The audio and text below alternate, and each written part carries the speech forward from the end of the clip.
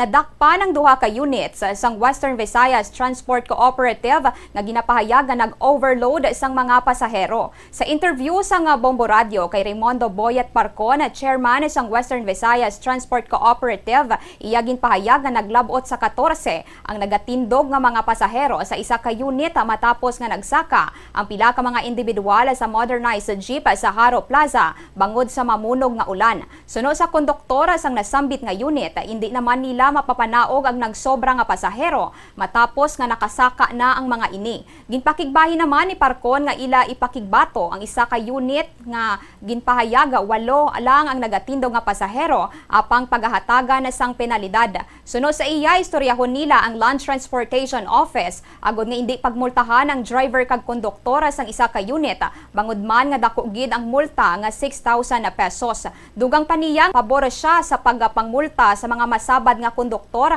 agud man nga madakpan ang wala nagasunod sa pulisa.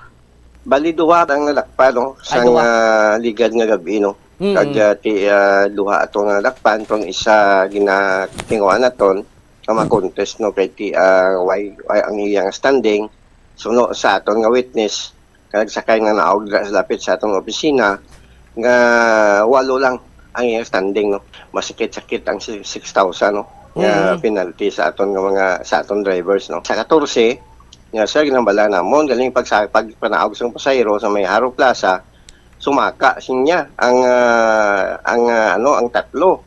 Kasi niya di na nakon siya mapapanaog kay nakasaka na kag ulan-ulan.